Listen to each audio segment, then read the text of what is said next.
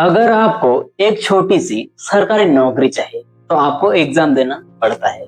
अगर आपको टीचर बनना है तो आपको डिग्री चाहिए और एक जिले का आईएएस बनना है तो आपको यूपीएससी यानी यूनियन पब्लिक सर्विस कमीशन का एग्जाम पास करना पड़ता है। लेकिन जो लोग देश के लिए कानून बनाते हैं, जो लोग संसद में बैठकर फैसला करते हैं, जो लोग देश का बजट पास करते हैं, उन्हें कोई डिग्री क्यों नहीं चाहिए?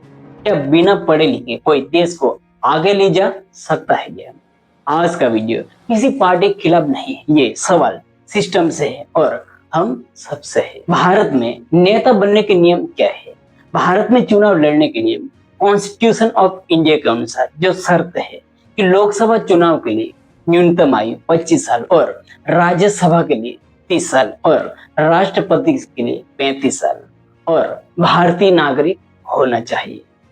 कोई भी गंभीर आपराधिक सजा नहीं होनी चाहिए, लेकिन कहीं भी न्यूनतम शिक्षा की शर्त नहीं है, यानी आप 5वीं पास हो या पीएचडी दोनों चुनाव लड़ सकते हैं। क्यों नहीं है शिक्षा की अनिवार्यता? बहुत लोग पूछते हैं कि ऐसा क्यों? इसका जवाब है लोकतंत्र के मूल सिद्धांत में छुपा है। भारत एक लोकतांत्रिक देश है जहाँ हर नागरिक को चुनाव लड़ने का अधिकार है। अगर शिक्षा की शर्त लगा दे तो गरीब, ग्रामीण, वंचित वर्ग के लोग राजनीति से बाहर हो सकते हैं। सुप्रीम कोर्ट में ने भी कई मामलों में कहा कि लोकतंत्र में जनता का फैसला करने दीजिए। अगर जनता चाहेगी तो पढ़े लिखे को चुनेगी। 2015 में हरियाणा सरकार ने पंचायत चुनाव के लिए न्यूनतम शिक्षा अनिवार्य कर दी थी। सरपंच पद के लिए 10वीं पास और महिला सरपंच के लिए 8वीं पास।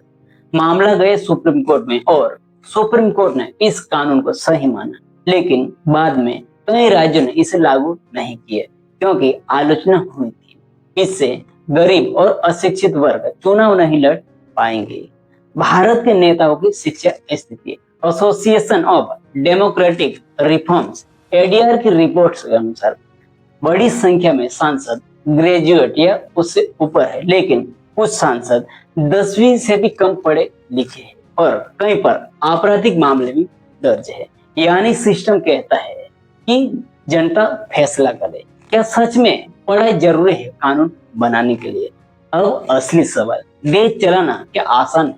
बजट बनाना, विदेश नीति को तय करना, आर्थिक नीति बनाना, डिजिटल कानून, एआई नीति, टैक्स स्ट्रक्चर, क्या ये सब संभव है बिना पढ़े लिखे? जब एक जिले को संभालने के लिए आईएएस को यूपीएससी पास करना पड़ता है तो देश चलाने वाले नेताओं के लिए एग्जाम क्यों नहीं?